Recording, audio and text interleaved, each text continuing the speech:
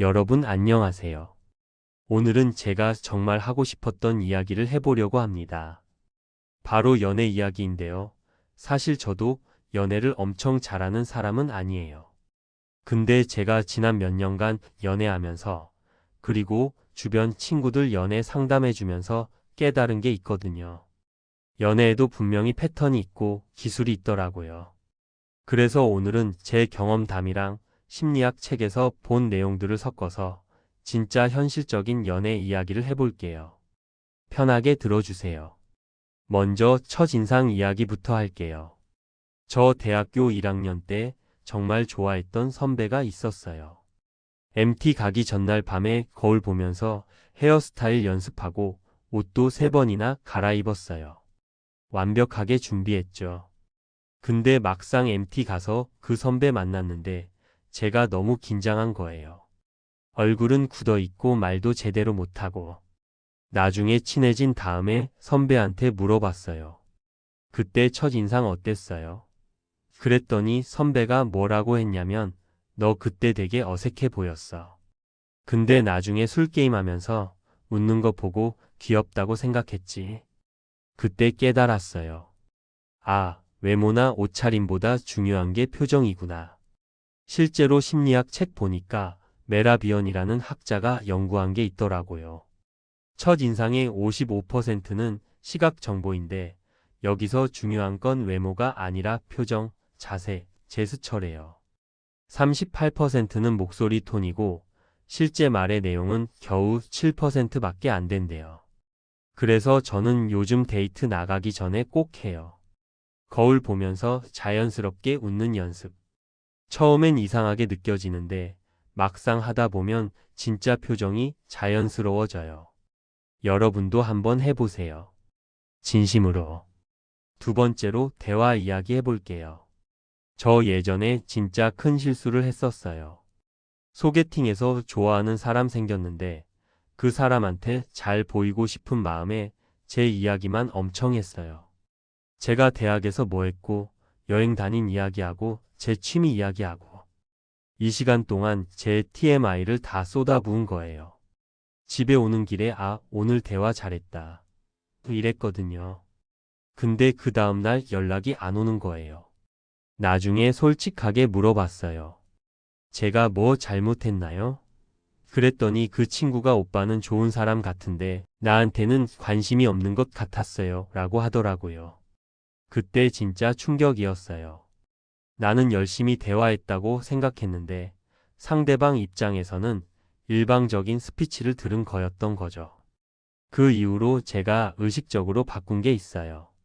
대화할 때 상대방이 3번 말하면 나는 1번만 말하기. 그리고 상대방 말에 진짜 귀 기울이기. 예를 들어 볼게요. 상대방이 오늘 회사에서 진짜 힘든 일이 있었어 라고 하면 예전에 저는 나도 오늘 힘들었어. 근데 있잖아. 라고 바로 제 이야기로 넘어갔거든요. 근데 지금은 어떤 일이었는데? 많이 힘들었겠다라고 물어봐요. 그리고 상대방이 계속 말할 수 있게 해줘요. 이거 바꾸고 나서 진짜 달라졌어요. 사람들이 저한테 너랑 있으면 편하다. 너는 내 말을 잘 들어준다라고 말하기 시작했거든요. 심리학 책에서 봤는데 사람들은 자기 이야기를 할 때 뇌에서 도파민이 나온대요. 초콜릿 먹을 때랑 비슷한 수준으로. 그러니까 상대방이 말 많이 하게 해주는 게 그 사람한테 즐거움을 주는 거예요. 세 번째는 제가 우연히 발견한 건데요. 제 친구 중에 한 명이 있어요. 얘는 진짜 연애를 잘하는 친구거든요. 근데 어느 날 걔가 좋아하는 여자애 생겼는데 매일 헬스장을 같은 시간에 가는 거예요. 처음엔 진짜 운동하러 가는 줄 알았어요. 근데 알고 보니 그 여자애가 운동하는 시간에 맞춰서 간 거더라고요. 2주 정도 지나니까 그 여자애가 먼저 인사하기 시작했대요. 한 달 지나니까 같이 운동하게 됐고 2달 만에 사귀게 됐어요. 저는 그때 물어봤죠. 야, 너 스토킹 아니야? 근데 제 친구가 한 말이 아니야. 나는 진짜 운동도 하고 그냥 자주 보인 것뿐이야. 억지로 만든 상황이 아니라 자연스럽게 자주 보인 거지라고 하더라고요. 나중에 알고 보니까 이게 심리학 용어로 단순 노출 효과래요. 사람들은 자주 보는 대상에게 호감을 느낀다는 거. 광고가 계속 나오는 것도 이런 원리고 아이돌 팬이 되는 것도 비슷한 원리래요. 그래서 저도 이걸 활용했어요. 좋아하는 사람이 생기면 그 사람이 자주 가는 카페에 저도 가고 그 사람이 관심 있어 하는 모임에 저도 참여하고. 근데 중요한 건 너무 티 나게 하면 안 돼요. 진짜 자연스럽게 제 관심사이기도 한 것들 위주로 하는 거죠. SNS도 마찬가지예요. 상대방 게시물에 매번 좋아요 누르면 이상하잖아요. 근데 일주일에 두세 개 정도 진짜 공감되는 것만 반응하면 그 사람 입장에서는 이 사람이 나한테 관심 있나? 그 정도로 느끼는 거죠. 네 번째는 좀 민감할 수도 있는데 남자와 여자의 차이 이야기예요. 제가 전 여자친구랑 헤어진 이유 중 하나가 이거였어요. 여자친구가 회사에서 힘든 일이 있었다고 하면 저는 바로 해결책을 제시했거든요. 그럼 이렇게 하면 되잖아. 팀장한테 이렇게 말해봐. 이런 식으로. 근데 여자친구는 그게 듣고 싶은 게 아니었던 거예요.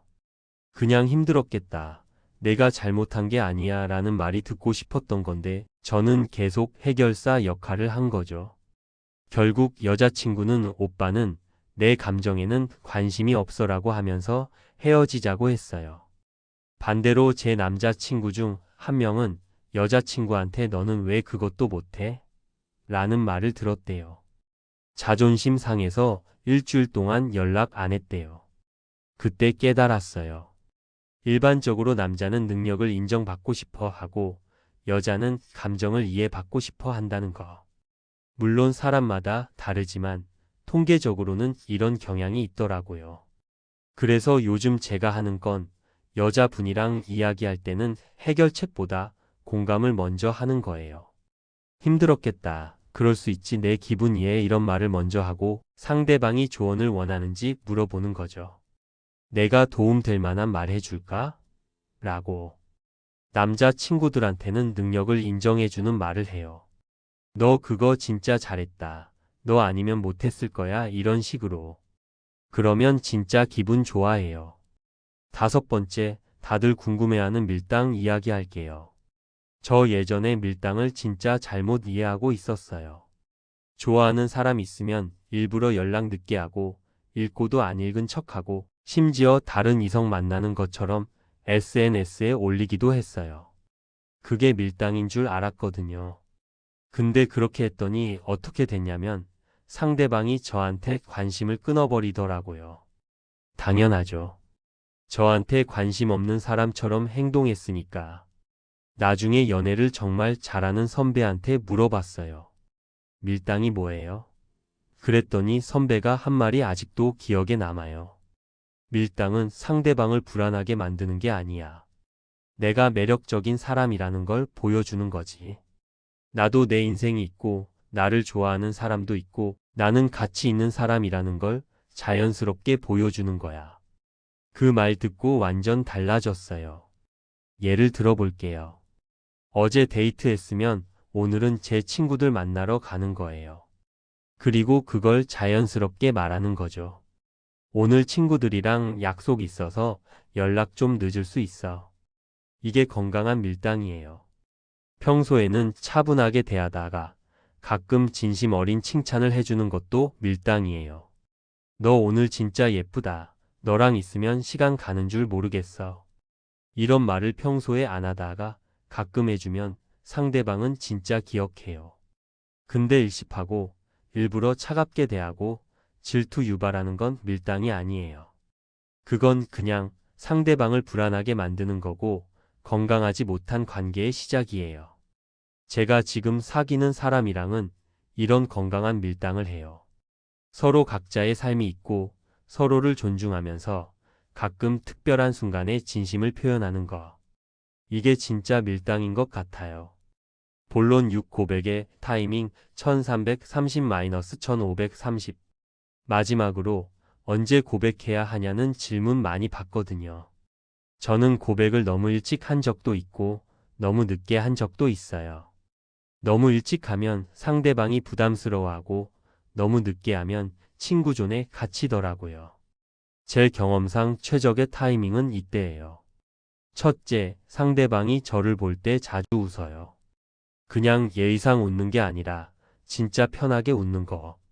제 별로 재미없는 농담에도 웃어주고 저랑 눈 마주치면 미소 짓고. 둘째, 단둘이 만난 게 대략 5번에서 7번 정도 됐을 때. 너무 적으면 아직 서로 잘 모르는 거고 너무 많으면 관계가 이미 굳어진 거예요. 셋째, 상대방이 저한테 개인적인 고민을 털어놓기 시작할 때. 사실 나 요즘 이런 것 때문에 힘들어. 이건 아무한테도 안 했던 이야기인데.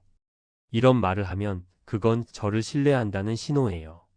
이 세 가지가 다 맞아떨어지면 그때가 타이밍이에요. 그리고 고백할 때도 방식이 중요해요. 저는 예전에 나 너 좋아한 지 1년 됐어. 나랑 사귈래? 라고 했다가 거절당한 적이 있어요. 지금 생각해보면 그게 얼마나 무거운 고백이었는지 알겠어요. 1년이라는 시간의 무게를 상대방한테 던진 거잖아요. 요즘 제가 하는 고백은 이래요. 너랑 있으면 내가 더 나은 사람이 되는 것 같아. 너를 좋아하게 됐어. 이렇게 하면 상대방의 가치를 인정하는 거예요. 제 감정의 무게를 던지는 게 아니라. 자, 여기까지 제가 연애하면서 겪었던 실수들, 그리고 그 실수에서 배운 것들을 이야기해 봤어요. 정리하면 이거예요. 첫인상은 옷보다 표정이 중요하고, 대화는 듣는 게 말하는 것보다 중요하고, 자주 자연스럽게 보이는 게 좋고, 남녀의 차이를 이해해야 하고, 건강한 밀당을 해야 하고, 고백은 타이밍이 중요하다. 근데 여러분, 가장 중요한 거 하나 말씀드릴게요. 이 모든 기술은 진심이 있을 때만 의미가 있어요. 진심 없이 기술만 쓰면 그건 조종이고 사기예요. 상대방도 바보가 아니기 때문에 금방 눈치채요. 진짜 그 사람을 좋아하고 그 사람을 행복하게 해주고 싶은 마음이 있을 때 이런 기술들이 그 진심을 제대로 전달하는 도구가 되는 거예요. 저도 아직 완벽하지 않아요. 여전히 실수하고 여전히 배우고 있어요. 근데 그게 연애 아닐까요? 서로 부족한 부분을 채워가면서 함께 성장하는 거. 여러분도 오늘 이 영상 보시고 자기만의 방식으로 진심을 전해보세요. 잘 될 거예요. 오늘 영상 여기까지입니다. 좋아요 누르시고 구독 부탁드려요. 그리고 댓글로 여러분의 연애 이야기도 들려주세요. 다음에 더 좋은 내용으로 찾아올게요. 여러분의 연애 진심으로 응원합니다. 감사합니다.